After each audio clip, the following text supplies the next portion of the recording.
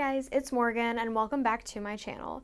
So today for my October video, I have a very exciting one that I've been really excited to put out and show you guys. And it is going to be all the Stephen King adaptations that I have seen, which it's crazy because I thought I had seen most of them, but looking at the list I found online, I have not. I'm missing quite a few.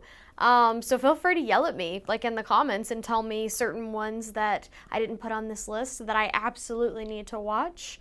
But anyway, I did put these in alphabetical order, so we'll get started. So the first adaptation I have to talk about today is Bag of Bones, and it is a miniseries that came out, I believe, in 2012, and it was starring Pierce Brosnan, which I remember watching this when it first came on TV with my grandparents, and I remember watching it for the 2 days, I believe it was, thinking, how are they letting me watch this? I should not be allowed to watch this. It was so brutal. The story was so crazy, if I remember right. But I remember liking it quite a bit. So what I'm going to do is I'm going to go ahead and read the synopsis. A best-selling novelist retreats to his lakeside cabin in Maine after his wife is killed in a road accident. There he meets an attractive widow and becomes embroiled in her custody battle for her daughter against the child's wealthy grandfather. So I remember bits and pieces of this movie. I remember hating a lot of the characters because of the stuff they had done in their past. This is a pretty dark one, has to do with some kid issues, so may not be for everyone. The next one on this list is Carrie, and it is the 1976 version. So this is starring Sissy Spacek, and also I put John Travolta in here. He doesn't have a big part, but he's probably the most well-known out of the whole cast.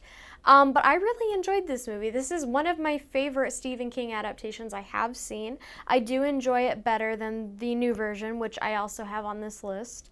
But let's go ahead and read the synopsis. In this chilling adaptation of Stephen King's horror novel, withdrawn and sensitive teen Carrie White faces taunting from classmates at school and abuse from her frantic mother at home. When strange occurrences start happening around Carrie, she begins to suspect that she has supernatural powers.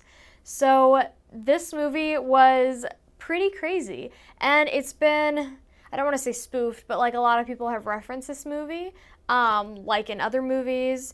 If you watched, I believe it was like an SNL movie, Superstar, they reference this movie a whole lot.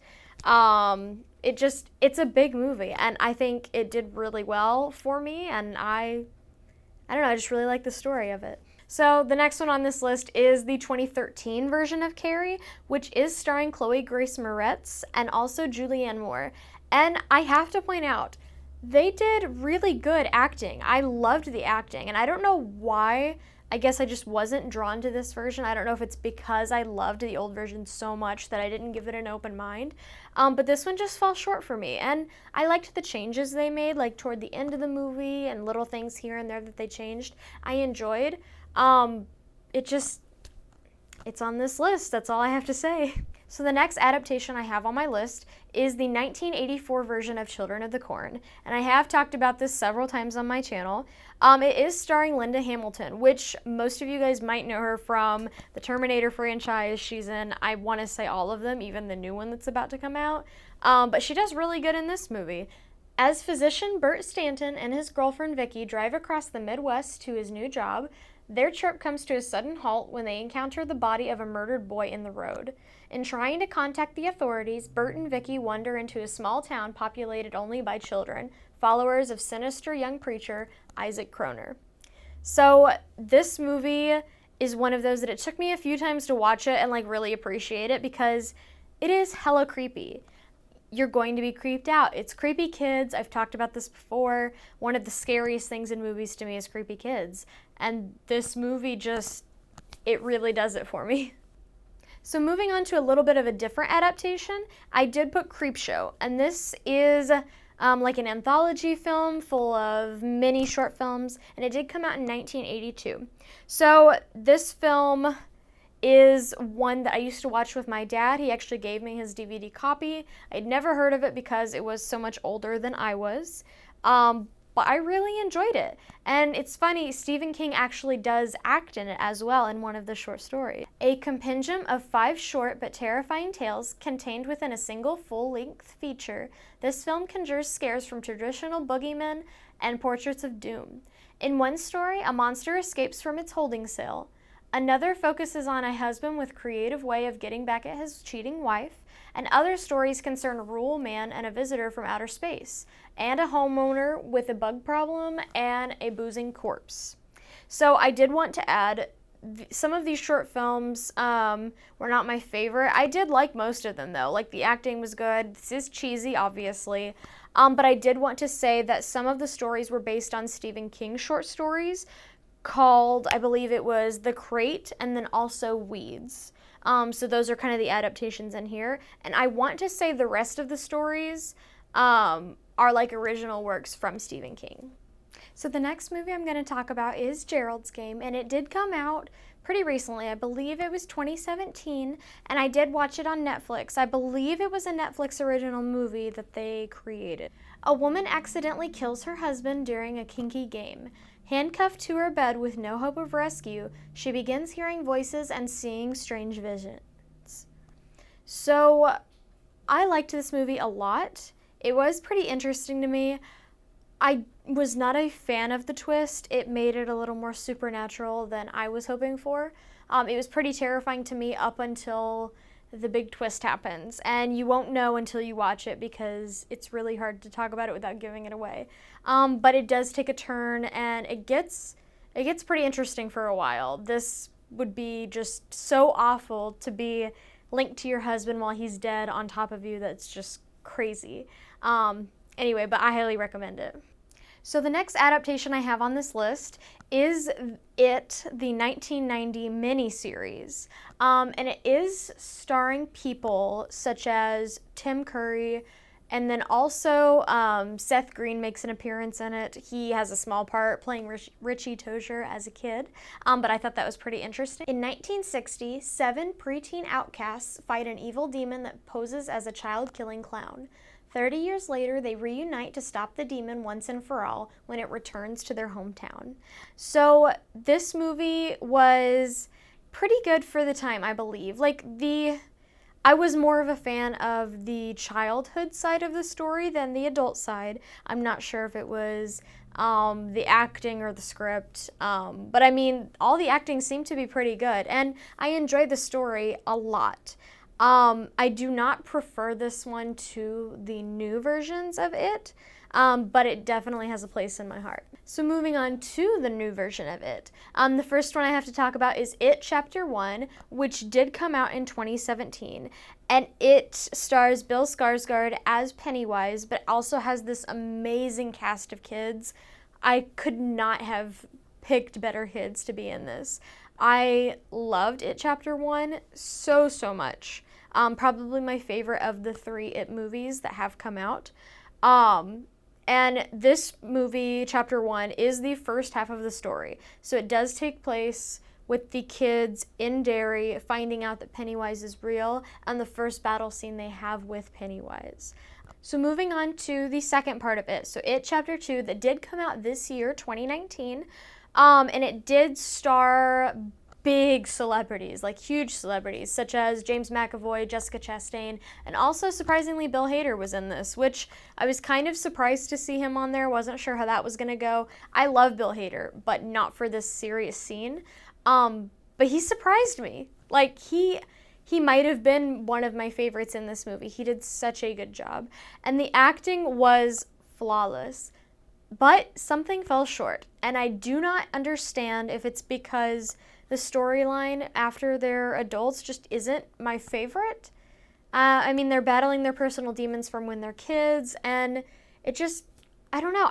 I did not like this new version. I like Chapter 1 so much more than Chapter 2. It's crazy.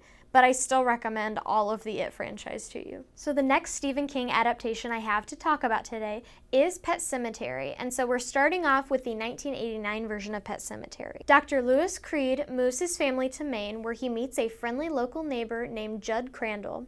After the Creed's cat is accidentally killed, Crandall advises Lewis to bury it in the ground near the old pet cemetery. The cat returns to life, its personality changed for the worse. So I had always heard about Pet Sematary growing up, and I had talked to my mom about it before I had seen Pet Sematary. I was like, that seems kind of weird. Like, I'm not really big into like animal movies. And she's like, no, you don't understand. Like, it's not what you think. It's not about Pet Sematary, like pets.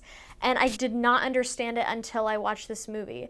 And I have to agree, it was great. And I do have to say, just like starting up, the old version of Pet Sematary is far more superior than the new one, in my opinion.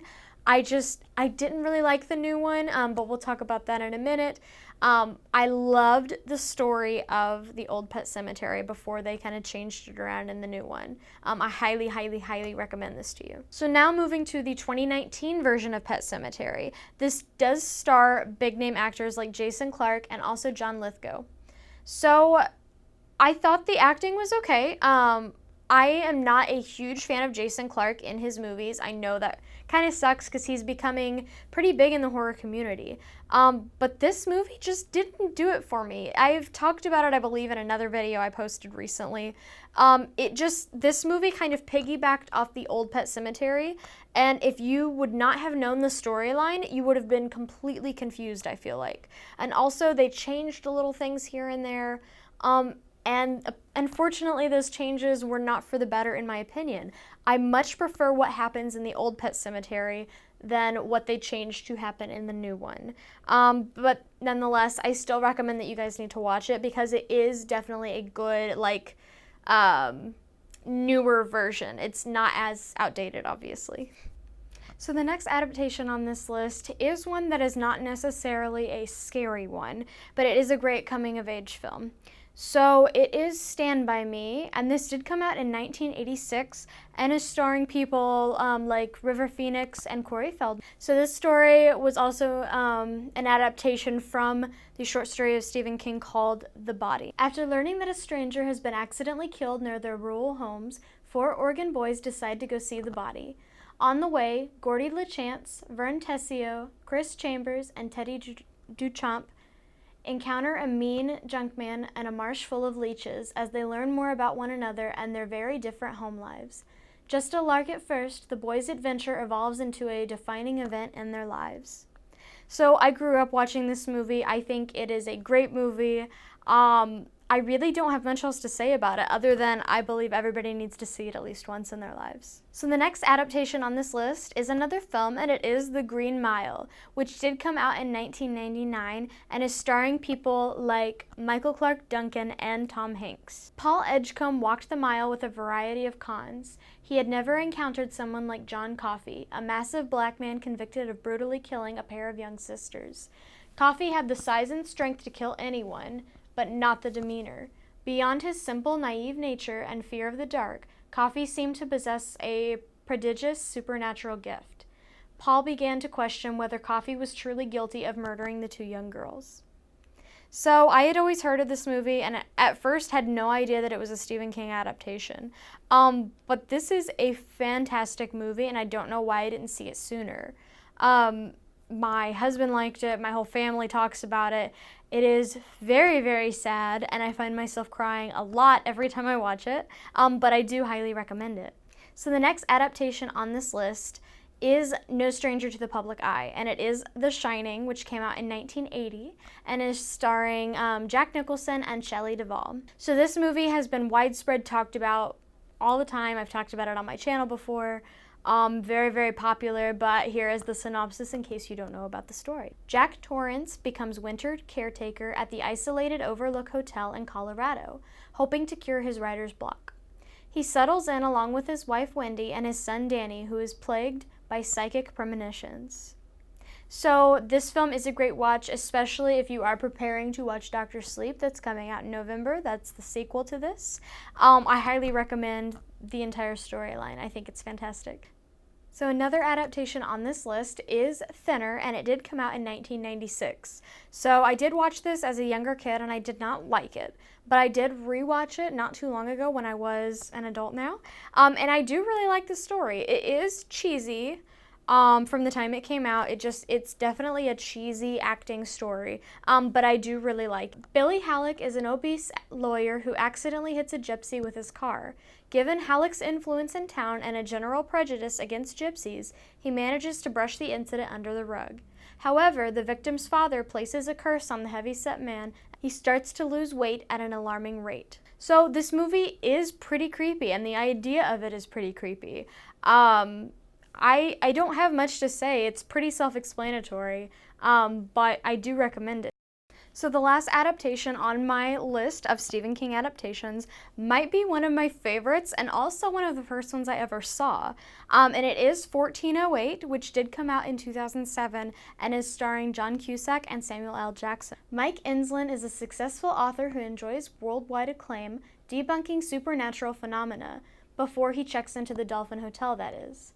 Ignoring the warnings of the hotel manager, he learns the meaning of real terror when he spends the night in a reportedly haunted room. So I remember watching this over and over and over with my cousins late at night. It used to absolutely scare me, but I loved the idea of it. I've always wanted to stay in a haunted hotel. This movie was perfect in my opinion, and I don't know why more people don't talk about it more and more. Even the acting, the acting was great as well. So I do recommend it to you guys. Thank you guys so much for watching this video. It was probably one of my most fun ones I've done. I hope you guys check out these adaptations, and also feel free to leave the ones that I should see that I haven't seen yet in the comments. I would love to check those out, especially this October. So I will see you guys in my next video. Bye.